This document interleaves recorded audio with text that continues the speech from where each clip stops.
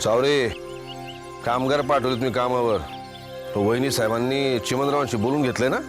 नाही आज रात्याला साहेब येणार आहेत आणि मी तशी चौकशी करतो ना. चा आणि हे बघा दलपतराव तुम्ही त्याची काय काळजी करू नका. काम सुरू करायला सांगू का आमच्या मेवण्याला? नाही नाही अगदी बिंदास सुरू करायला सांगा. आणि हे बघा वहिनी साहेब तुमच्या पाठीचे असल्यावर कसली काळजी करताय हो. पण एक गोष्ट सांगावीशी वाटते बरं का चावरे. काय कामगार गेले ना कामावर तेव्हा तिथल्या वस्तीतल्या लोकांनी सुमित्रा देवी जिंदाबाद अशा घोषणा दिल्या बरं का. वा अहो जिंदाबादच्या घोषणा देतील नाही तर काय.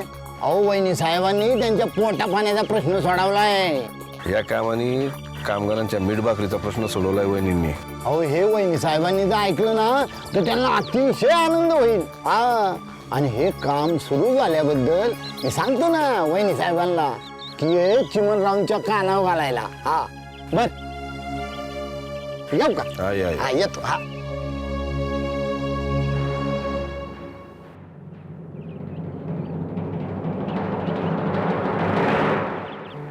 बाईसाहेब 2 घास घ्या खाऊन.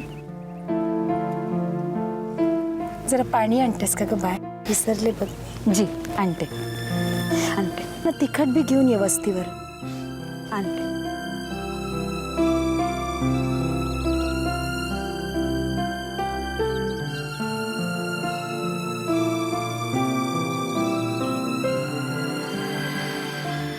गंगापूर विधानसभा मतदारसंघाच्या लोकविकास पक्षाच्या उमेदवार श्रीमती सुमित्रा चिमनराव जाधव यांना प्रचंड बहुमताने विजयी करा.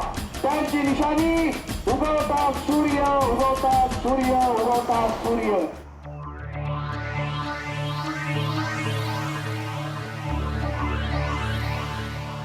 लय खुशीत दिसताय चावरे. मग अहो खुशीत राहिला त्याचं कारणच आहे. वहिनी साहेबांच्या विरोधकांनी इलेक्शनच्या आधीच माघार घेतली की काय? नाही अजून नाही पण तुम्हाला सांगतो ते विरोधक नक्की माघार घेतात. असं कशावरून? अहो वहिनी साहेबांनी लोकांसाठी जी कामं केल्यात अहो त्यामुळं वहिनी साहेबांचा सर्व दूर जय जयकार चालू आहे. आणि तुम्हाला सांगतो ती कोकणावरती कामगार आहेत ना अहो त्यांनी तर सुमित्राबाई जिंदाबाद असं घोषणा देऊन त्या कामाला सुरुवात केली. असं म्हणजे ह्या टायमाला वहिनी साहेब निवडून येणार हे नक्की? अहो नक्की म्हणजे काय? नक्कीच येणार. अहो कारण वहिनी साहेबांनी लोकांसाठी काय थोडी कामं केलेत होय. अहो त्यांनी आपल्या या भागातील लोकांना आपल्या पोरासारखी त्यांनी काळजी घेतली. अन्न पाणी दाना पाणी या सर्वांची काळजी घेतली. अजून काय काळजी करायला पाहिजे हो वहिनी साहेबांनी आपल्या भागातील लोकांसाठी.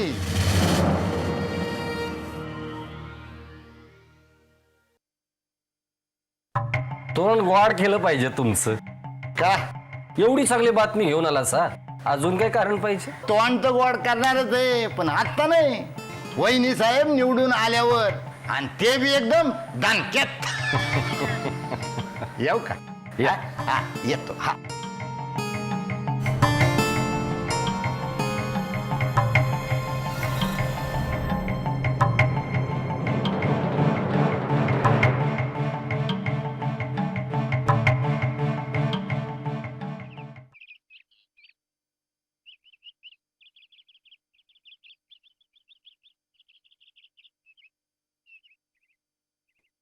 काय मम्मी आज जेवायला इकडे? अरे दिवसभर वेळच मिळाला नाही बघ घरी जायला. ठरवलं होतं सांच्याला लवकर घरी जायचं. आज स्वतःच्या हाताने स्वयंपाक करणार आहे मी. प्रचारात पण बराच रंग भरायला लागलाय मम्मी है ना? कसला काय पोर. मम्मी पप्पांना सांग ना ती पामबीचची स्कीम करू देत ना मला. अरे अजून 2 प्लॉट घेऊन आले आहेत लोक. आपण करूया ती डेव्हलप प्लीज मम्मी. अरे जरा दमानं घे दीपक. कसा एकटा पडल्यागत वागतोयस तू? एकटाच त्या माळ्यातल्या कोठीवर काय राहतोयस? जरा बंगल्यावर ये राहायला. आम्हाला बी बरं वाटतं. आमच्या बरोबर राहिलायस की आनंद होतो आम्हाला बी. जरा सगळ्यांबरोबर राहा, हसून खेळून वाग, प्रचारात भाग घे, भागात फिर माझ्या संग. अरे बाहेरची लोक यांच्या खांद्याला खांदा लावून काम करतात आणि तू असा एकटाच त्रयस्तासारखा वागतोस. बरं दिसतं का? जरा लोकांना दिसू देत आपली बी एकी आहे ते. तू खूप भाग्यवान आहेस दीपक. अरे लोकांना मिळत नाही हे समजा जे तुला मिळालंय ते. अगं पण पप्पांना मान्यच नाहीये माझं काही. माझ्या हातात पैसे मिळावेत असं नाही वाटत त्यांना, म्हणून ते ही स्कीम करत नाहीयेत. अरे मलाही वाटतं कष्ट करून पैसे मिळवावेत म्हणून, पण ते तसं करत नाहीत. दीपक बेटा, बापाकडनं पैसा मागून धंदा केला म्हणजे स्वतः कष्टानं कमावलं असं होत नाही.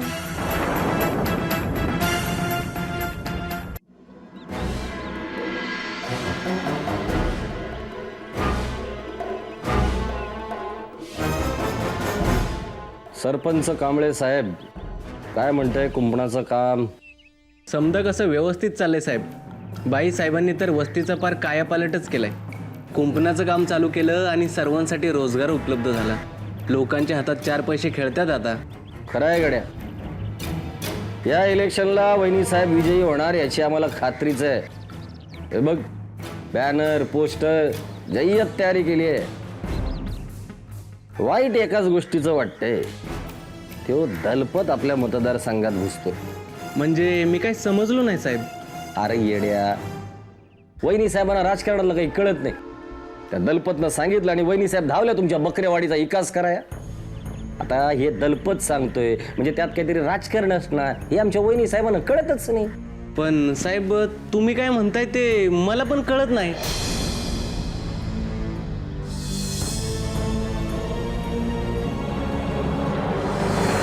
कुंपणाचं काम थांबवा.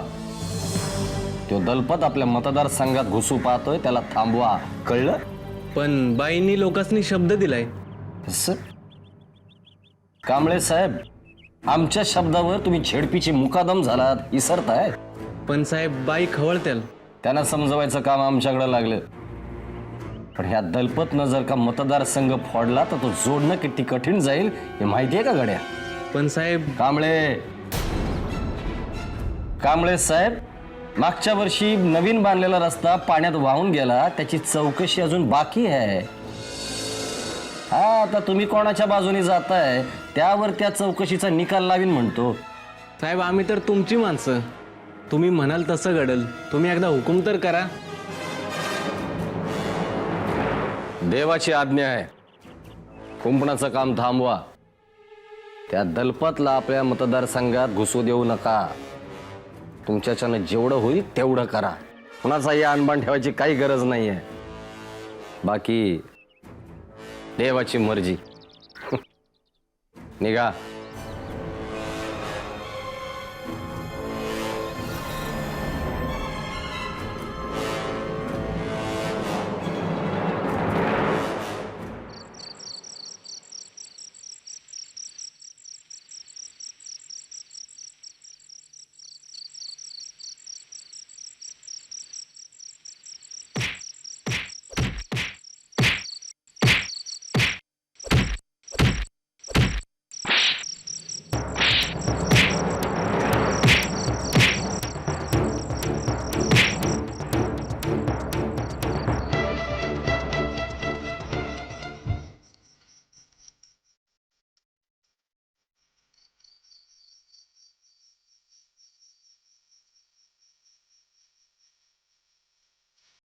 काय चावरे, लक्ष ठेवून होता आमच्यावर? तुमच्यावर मी कशाला लक्ष ठेवीन? मी आपलं आमच्या बहिणीकडे गेलतो. ते त्यांच्या इथं गंगा पूजन होतं ना, ते आमचं दाजी गेलत याला काशीला. हे काय ते बघा, त्यांनी ते गंगा दिली आहे माझजवळ. दाखवू का? ती घोटायची आहे तुझ्या नाट्यात. काय राव तुम्ही गरीबाचा इस्कोट करताय राव असा. तू काय बघितलंस तिथं? काय मी बघतोय राव? हा, अहो कवापासून या धार पाडलेला आहे ना का, आणि डोळ्यात जरी बोट घातली ना तरी काय दिसत नाही. निघू का? निघू मी, निघू.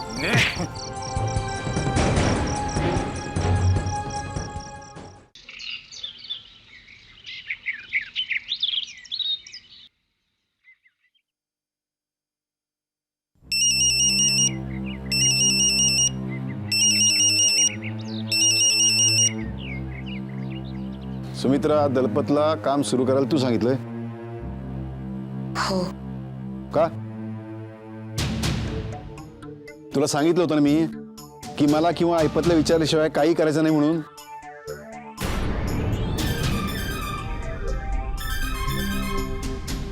मग का केलास तू फोन त्याला? केवढा गोंधळ निर्माण करून ठेवला माहितीये का? ऐपतनं काय सांगितलं होतं? दलपत आपल्या वाईटावरती आहे म्हणून. मग का केलास तू त्याला फोन? ती माणसं माझ्याकडे गाऱ्हाणे घेऊन आली होती. मग खूप हाल होत आहेत त्यांचे. लोक उपाशी मरतात. अरे मरू दे, यायला 1300 मतांनी आपल्याला काय फरक पडत नाही. निवडणुकीला मीच उभी आहे ना.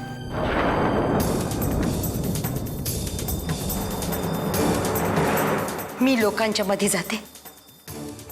मला त्यांची गाऱ्हाणी इतकी मनाट नाही करता येत. मला काय बी खटकलं तरी मी बोलले का तुम्हाला? काय बी काय काय कोणती गोष्ट खटकली तुला?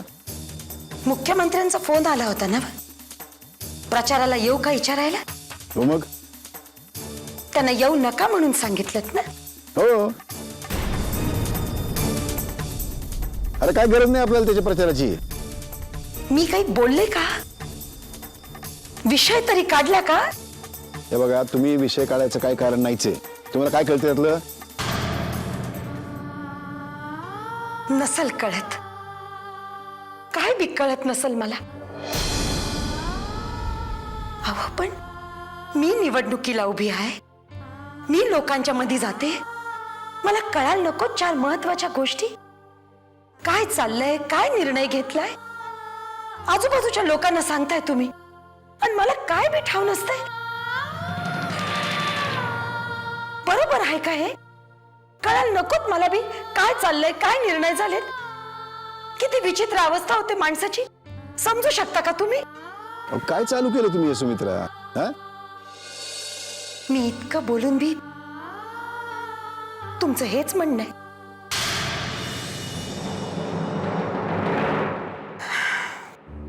ठीक आहे, तुम्हाला जे करायचं असेल ते करा. मीच येत नाही उद्यापासून प्रचाराला. दलपतराव, मुद्दामच तुम्हाला डाक बंगल्यावर भेटायला आलोय. होय, तुमचं काही चुकतंय असं वाटत नाही का तुम्हाला? दलपतराव, तुम्हाला अजून तुमचं पूर्ण करिअर बाकी आहे. अहो, वय तुमच्या बाजून आहे. कशाला त्या मुख्यमंत्र्याच्या एवढा आहारी जाता? त्यातून चिमणराव तुमच्या भागातले असताना कशासाठी चिमणरावने एवढा विरोध करायचा? तर आम्ही आनंदाने करतो का दादासाहेब? पण हे चिमणराव कोणाला समजूनच घेत नाहीत. त्यांचं कसं आहे, त्यांच्या पुढे आम्ही सामोपचारण गेलो का त्यांना तो आमचा इकनेस वाटतो का लगे आमचे अपमान सुरू. तर त्यांचा भाग आहे म्हटल्यावर ते फार संवेदनशील होतात, अगदी छोट्या छोट्या बाबतीत सुद्धा. नाही, हा त्यांचा स्वभाव माझ्याही लक्षात आलाय. कसं आहे, त्यांचं एक छोटंसं कोंडाळ आहे त्यांच्या ईश्वरातल्या माणसांचं. त्या लोकांच्या बाहेर त्यांची मानसिकताच नाही. जरा कोणात चमक दिसली, हुशार दिसली की यांची बोवई चढलीवर का लगेच त्याच्याकडे शत्रू म्हणून बघायला सुरुवात करतात. मग आम्हाला बी आमच्या मार्गाने जाणं भाग पडतं ना. बघूया आता सुमित्राबाई आमदार झाल्यावर काही फरक पडतो का? अहो, हा माणूस स्वतःच्या बायकोवर विश्वास ठेवणार आहे का? दीपकरावांचे काय हाल केले माहिती ना तुम्हाला? तर मला सांगा दादासाहेब, स्वतःच्या सख्या पोराला कुणी असं दाबून ठेवतं का? आहे थोडा बेपरवा आहे, पण तरुण आहे म्हणून बेपरवा आहे ना. सांगणार कोण? नाही, आपल्याला काय करायचंय म्हणा, त्यांच्या कुटुंबाचा मुद्दा आहे. पण माणसाला समोरच्याचा स्वभाव करतो या गोष्टींमुळे. साध्या साध्या गोष्टी आडवं घालतात. हो, आता आमच्या मेहण्यानी सांगणदेवी अभयारण्याच्या कुंपणाचं काम घेतलं, ते बी यांना सहन झालं नाही. यांच्या मर्जीतल्या कंत्राटदारालाच काम भेटलं पाहिजे. आता मला सांगा दादासाहेब, हा का विषय आहे का 2 मंत्र्यातल्या भांडणाचा? साधं कंपाऊंड. ठीक आहे, मी बोलतो चिमणरावांशी. होय, पण दलपतराव, तुम्ही तुमचा चिमणराव विरोध थोडा आवरता घ्या. नाही, मान्य आहे त्यांचे दिल्लीमध्ये पंख छाटले गेले, पण याचा अर्थ असा नाही आहे की दिल्लीच्या समीकरणात त्यांना आता काहीच किंमत उरलेली नाही. नाही, त्याची कल्पना आहे मला. त्यांच्या नेतृत्वाखाली काम करायला मला देखील आवडेल. अहो, ही सगळी मंडळी माझं राजकीय जीवन बर्बाद करायला टपलेली आहेत. हा, हे लक्षात येत नाही तुमच्या. माझं बी एवढंच म्हणणं आहे हो. बायको आहे मी तुमची. कधी वागवलं तसं? कधी आपलं म्हटलं? अरे कधी कधी मी तुला आपली नाही म्हणून वागवलंय? कधी वागवले? साधी केरसुणीची किंमत बी दिली नाहीत मला. काही कमी केलं हो मी तुमचं? तुमच्या तिघांचं काय? समध्यांचं समध केलं मी. रीती बघितली, पै पावणा बघितला, कधी स्वतःच्या जीवाचा विचार नाही केला. पण तुम्ही लोकांनी फक्त आडाणी आडाणी म्हणून हिणवलं. बस. अगं पण बायको आहे मी तुमची, पण कधी रांधावाडा उष्टी काढा या पलीकडे जाऊ दिलं? इतकी वर्ष तुम्ही मंत्री आहात, कधी एका समारंभाला बी जाऊ दिलेत मला? हा, ते राजकारणाच्या नशेमध्ये नाही लक्षात आलं आमच्या. एवढे उपास तापास केले तुम्हाला तिकीट मिळावं म्हणून. कधी एका शब्दानं मला सांगितलं दिल्लीला काय झालं ते? एवढी का मी फुटक आहे? नाही नाही, हे असलं आमच्या काय मनात तसलं काही नाही. हा, पण वागवलं असंच असंच वागवलं.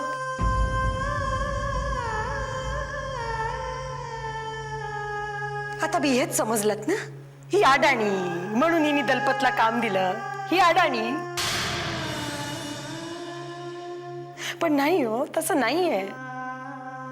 मला बी चार कामं करावीशी वाटते. लोकांच्या मध्ये उभी राहते मी. वाटतं चार माणसांचं भलं करावं, चार माणसांचा दुवा मिळावा. भरून पावल्यागत वाटत असेल हिला.